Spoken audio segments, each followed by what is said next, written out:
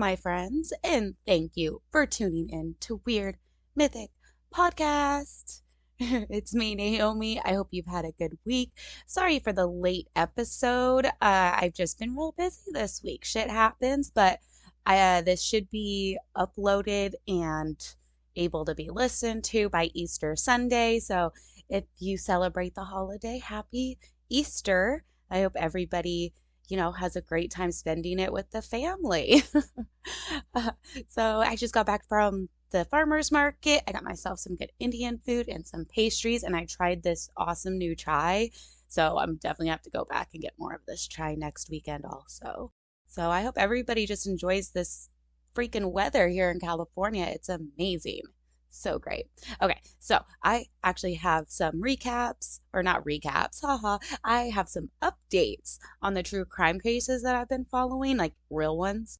So the Lori Vallow case, the one who's going to murder this year for killing her 7-year-old son and 16-year-old daughter, along with conspiracy charges. Anyways, this week, as of April 3rd, she is still of course, in custody and whatnot. But anyways, the state of Idaho is starting their jury selection. So I haven't read up on it since maybe Thursday, but I know they're getting dwindling down who's going to be in the jury. So we're getting that much closer to having her on trial and see what's going on.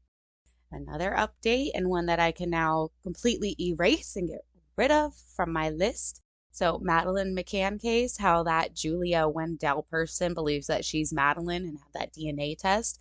The DNA test finally came out, and Julia Wendell is not Madeline McCann. The DNA test showed that she was not British at all, which both of Madeline's parents are British, and Julia Wendell's DNA showed that she is all Polish, which her parents, who are saying Julia is not Madeline, they're Polish, you're not her. So it's very strange. I didn't believe that she was Madeline to begin with, but of course there's always going to be that hope, maybe she is. What if they actually found her? So I really hope Julia gets the help that she needs, because and people were egging her on, which just probably made the whole thing worse for people to believe this lie that she made up, or maybe she really does believe she's Madeline, or did. I don't know. I haven't read any articles since the DNA test came out from Julia, but I also hope that her family continues to support her and show love to her so she can get better. I really hope that the McCann family isn't too heartbroken and didn't get their hopes up for this. Who knows exactly what they were thinking? They put out very little information when Julia was claiming to be Madeline, but I really hope the McCann family finds some answers on what happened to their daughter Madeline. But I will now get rid of this from my little list of true crime stuff, keeping track of Lori Vallow, and of course nothing is happening with David Miscavige. Probably nothing will happen, but I still got to keep an eye on it, man. Yeah. Oh, I also have a movie rec. I watched this movie called Game Night. It was hilarious. It came out in 2018, starring Jason Bateman and the ever so gorgeous Rachel McAdams. I fucking love that girl. And it's exactly what the title says. It's a game night. They're married. Their friends come over on whatever day out of the week, and they have a great game night. But then this one game night, Jason Bateman's brother in the movie shows up, and all of a sudden there's shootings and murder, and it's just fucking hilarious how it all goes down, and it's silly, and there's all kinds of action. So I highly recommend Game Night if you guys are into silly action movies. And of course, wanted to give another podcast recommendation for the podcast Haunts, Graves, and Omens. This show cracks me up. It's hosted by Fred and Taylor. They also both do paranormal hunting stuff, and I love hearing their personal encounters and their personal paranormal stories. And they talk about all things creepy. And they, of course, got me with their very first episode about the Mothman and the Jersey Devil. Guys, keep up the great work on all the cryptids. I love hearing about everybody's cryptids. And even if I know about them, I love to, what do you know about it? Because there's always something else that I haven't heard of. but they also cover true crime stuff, and they just did the Toolbox Killer. And dude, girl, you did such a good job, and that is such a hard case to cover. So if you guys are into, more of the true crime and cryptid and just ghost stories and paranormal stuff, give Haunts, Graves, and Omens a listen. I will post a link to them in the show notes. Just check them out. They're great. I guess we should at least get into the topic this episode. So, more UFO stuff, but it's a little bit different this episode. I am going to be talking about the Betty and Barney Hill UFO abduction in 1961.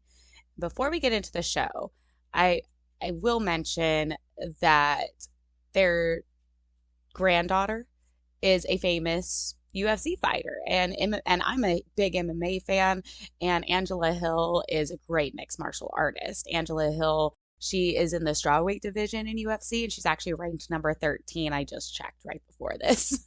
So I love watching the fights. So just a little side note that Betty and Barney Hill, their daughter is Angela Hill. If you're into the UFC and MMA, guys, great kickboxer, freaking great. So anyways, back to the abduction, which, as I said, I really wasn't planning on doing any abductions for this series, but the Macabre Family podcast did suggest it. And I figured, why the fuck not? This case is already on my list on Alien, my little alien list stuff. So let's get the hell into this, right? Okay. Betty and Barney Hill's abduction. A little bit of background on Betty and Barney. Barney was a USPS worker, and he sat on a local board of the U.S. Commission on Civil Rights in New Hampshire. I also found an article that stated that Barney had an IQ of 140. So he wasn't a dumb person in the slightest, okay? Betty was a social worker and worked in the Unitarian congregation in her hometown of Portsmouth, New Hampshire. Both Betty and Barney were members of the NAACP, and yes, they were an interracial couple. Barney was a black man and Betty was a white woman. They were both very active in the civil rights movement. So, there they are. Let's get into the story. Betty and Barney Hill, on September 19th, 1961, were coming home from a 3-day trip. They went to Montreal and were visiting Niagara Falls. Well, on September 9th, 1961, they were coming back and they were going to Portsmouth, New Hampshire, which is their home. They were traveling through Vermont around 10 p.m. that night. So they should be getting home by about 2, maybe 3 a.m. As they were driving, both of them noticed a light in the sky, both of them thinking it could have been a bright star. But as they continued to drive, the star seemed to follow them. Things that they noticed about the star is it was much brighter than any other star in the sky. It was also moving with the car, but then this light or object that they were seeing started to pick up speed and would fly above them, then next to them. Barney was driving, so at one point he slowed the car down. And they saw that this light stopped also and landed ahead of them in front of their car. It was ahead of them on the road quite a ways away. The next thing that Betty and Barney remember is getting drowsy, hearing odd noises from the trunk of their car, and then they snapped out of it or they came to, and they were still driving on the road, right? But by the time they got home, it was much closer or at 5 a.m. compared to 3 a.m. Remember, they were in Vermont at 10. It's about a 5-hour drive to get home to Portsmouth. They were there by 5 instead of 3. Betty and Barney remembered that when they got home, they both felt off. And from what I read, I actually kind of would like to use the word icky, because that's a much better word, I think, that describes the way they were feeling than off. They felt icky, like their body. They felt gross. Barney had to immediately take a shower and wash, and so did Betty. But Barney was that was his thing. He's like, I have to go take a shower. And I also read in more than one article that he had to. He really needed to inspect his genitals. He says that he doesn't know why, but he was really compelled to make sure everything was good down there. Barney also noted that the shoes he was wearing had scuffs on the toes, and he made sure to keep these shoes really nice. Betty noticed that her dress had a rip where the zipper was and that it had some sort of yellow dust on parts of her dress. This same dust was also seen on the trunk of Betty and Barney's car. Their watches had also stopped working. Within a few days after them getting home from their little 3-day vacation, Betty started to suffer from dreams, specifically disturbing dreams. Not scary, not nightmares, but as she put it, disturbing dreams. Barney just started to get ulcers out of nowhere, and I don't know if this was a stomach ulcer or whatnot, but he started to get ulcers, and he was suffering from really high anxiety. Nothing specific causing this anxiety, just always extremely anxious. Betty knew that all of this had to have come from that night when they were on their way home. She started to read up on missing time in the library, go to the library and start reading stuff up. And she came across some information on a UFO civilian group, and they are called the National Investigative Committee on Aerial Phenomena.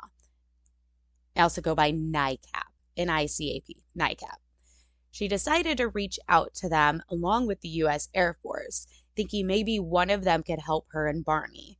Maybe the Air Force knew of a craft flying around that night. NICAP and the Air Force each had people go out to interview Betty and Barney, and I'll get to their conclusions at the end of the whole story. Betty's dreams continued to get worse, and Barney was still just really anxious all the time. He was also worried about his wife's dreams, which probably made his anxiety worse. And within a couple months after the dreams started, they sought to get psychiatric help. Betty and Barney met with a neurologist who was also a psychiatrist and specialized in hypnosis. His name was Benjamin Simon. This is when Betty and Barney got those 2 missing hours back. This was all done through hypnotic regression. And hypnotic regression, this is done by a trained person, whatever that entails. I don't know how you become a trained hypnosis person. I don't know how that works. But anyways, so hypnotic regression, it puts somebody under hypnosis, and the professional starts to ask questions to recover memories through regression. This is a way to have any hidden traumatic memories for that person to come back and they can remember. Why they do that, I'm sure there's plenty of reasons why. But this is exactly what Betty and Barney went and did. And in Betty and Barney's case, they wanted to know why they had those icky feelings from that night and why they were missing 2 hours of time. Also, if Betty's dreams have something to do with that night, and Barney, for crying out loud, he was driving, okay? You think he doesn't want to know where these 2, maybe 3 hours went? He doesn't remember driving, and they didn't even get that. If it's you can get home in this amount of time, and then you get home 2 hours later, it's what? I didn't just stop on the road, did I? I don't know. I would want to know what happened to those 2 hours also. Betty and Barney Hill had 6 months of sessions with Benjamin Simon. All right, so let's go back to that night on September 19th, 1961. Coming home from that 3-day vacation and 5 hours from home, they stopped on the road because that bright object stopped in front of their car. They get drowsy, hear odd noises, and then the next thing they remember is driving again. 2 hours behind from when they should have gotten home, right? Okay, so through hypnosis, they were able to find out what happened once Barney stopped the car. He stopped the car.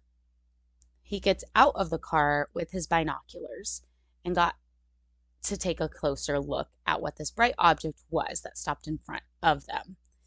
He told Betty as he was looking through the binoculars that this object was so much bigger than any jet or plane he had seen before, and that this was, quote, flat as a pancake. He also saw beings inside this object, and they were looking at him through these windows, directly looking at them. And while Barney was looking at the beings through the windows from the binoculars, he all of a sudden heard something saying, "Stay calm. You are going to be taken. Don't worry. Stay calm." It was stuff along the lines of that. But of course, Barney's reaction was no. This was like coming through his head through what he described as thought transfer. And Barney didn't know the word telepathy, or I don't know if that was a commonly used word then, but he specifically said thought transfer. But, after, of course, hearing that, he got back into the car with quickness. All right. So they see the object. Barney gets out of the car to take a closer look with the binos. He hears something telepathically in his head and gets back into the car. As he gets back into the car, that's when a ramp came down from the object.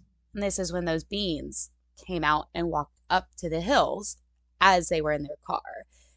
I'm now going to call these beings the Greys because that's legit what they are. They saw the Greys. So the Greys come out on this ramp platform, surround the car, and they take Betty and Barney out of the car and they put them into separate rooms. Both of them are then laid down onto metal tables with a large light above them, and both then recall that they were being examined on. Barney recalls that he was a little tall for these tables and that his legs actually hung off the edge. So what did the Greys do to them? The Greys removed Betty and Barney's clothes. They took hair samples, nail samples, skin samples. They also remember seeing needles and wires attached to their heads, arms, legs, and spine. Betty really remembers a very large needle that went directly into her stomach. Both of them remember a specific Grey that was actually watching the experiments, and both of them called that Grey the leader. Now, Betty had some interesting interactions with the Greys. She was told by the Greys that Barney's teeth were able to be removed, and she had to explain to them that he had dentures. She was also left alone with the leader at one point, and she was able to ask him, where am I? Where did you take us? Where are we? And according to Betty, and remember, this is all through hypnosis, the leader told her that, quote, "If you don't know the universe, then there is no point in telling you where we are," unquote. She did say that the way that it came to her was kind of in a joking, sarcastic manner. Oh, and remember, all of this dialogue was all done telepathically. Betty was also shown a book that had like stars lined out on it, but the leader told her that she can't take it with her. So she had like some actual interactions with this leader with the Greys. Barney, on the other hand, through this hypnosis regression, was a much different experience than Betty. Besides the same type of experiments, Barney was very scared during all this. He had absolutely no human type of interaction with these beings. It was all he was just scared. And yeah, so these sessions, okay, so there were 6 sessions for them to get this out, and that's just what happened that night.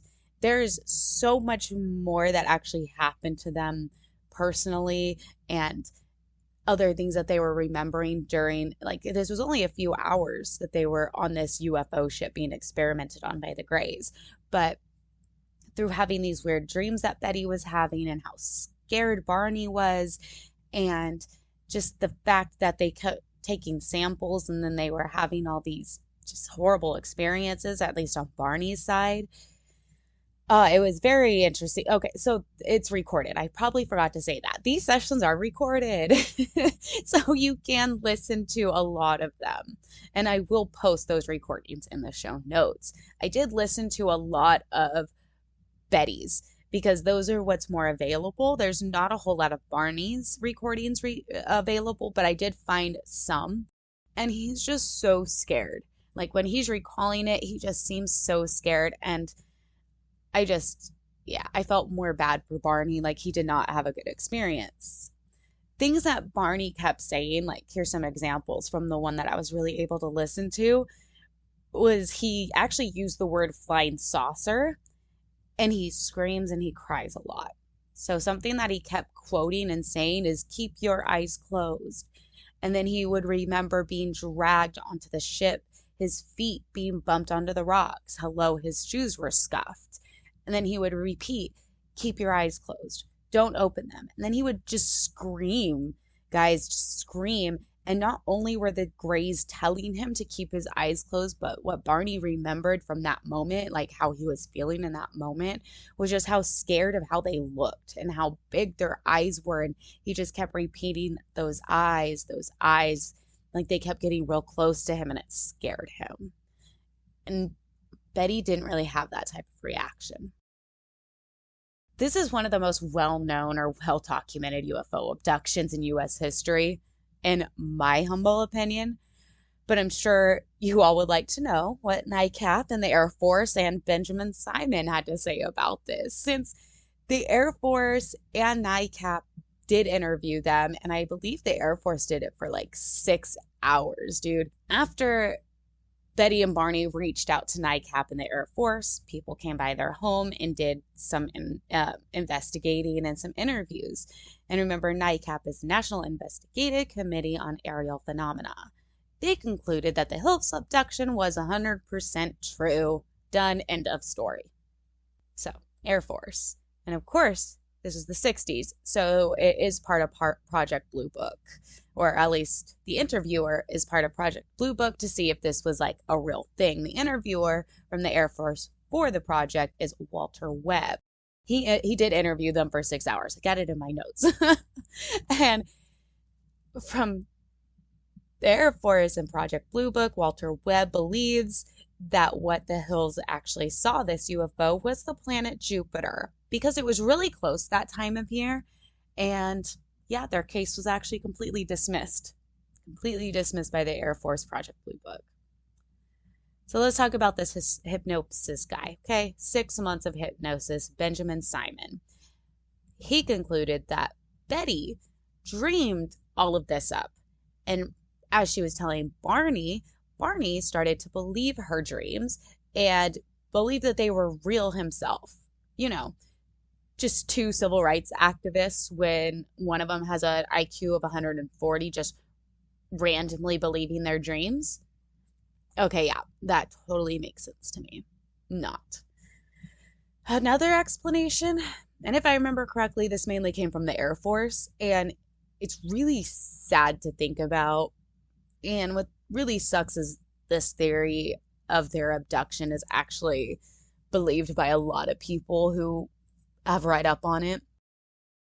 That Betty and Barney were so full of anxiety and paranoia from being a biracial couple in the 1960s, and along with the long trek back from Niagara Falls that made both of them tired, that they hallucinated or made false memories of the abduction. So being under pressure, full of anxiety, and sleep deprivation made them believe that they were abducted by aliens.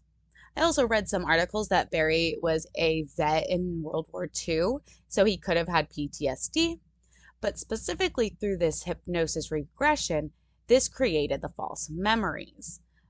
But they were each hypnotized together and at separate times. And with those separate times, the stories still matched up. And through all those 6 months of the hypnosis, their stories didn't change. And from that 6-hour interview from Project Blue Book, nothing changed. Everything was still very much the same and lined up. Like, if you're gonna be interviewed for 6 hours or have a hypnosis for 6 months and you're lying about something, they're gonna find out. There's ways to tell. That's a long time and a lot of hours to put in. They're gonna know. So, me personally, I believe Betty and Barney Hill were abducted. I find a lot of abduction stories hard to believe, and I can be really skeptical on most abduction stories. But for this, I do, for some reason, just straight up believe them. I'm not sure why, I just do. So please tell me what you think about Betty and Barney Hill's abduction. This was one of the first sightings of the Greys, and they are my favorite type of alien species. If you want to listen to the recordings, I will put them in the show notes. Send me some abduction stories, guys, or some suggestions on stories or UFOs. I'm going to do a few more UFO episodes. They're fun. Don't know when I'll get tired of it. I'm sure I will soon. And of course, don't forget to go all my social media. Weird Mythic Podcast on Twitter, Weird Mythic Podcast on Instagram, which also has the link tree to all of our websites and merch store. Weird Mythic Podcast on YouTube. And please send me your encounter or a story or suggestion on anything strange. Give me some cryptids, guys. I got a list, but give me a suggestion. Always helps me out. Send that to weirdmythicpodcast@gmail.com. Thank you.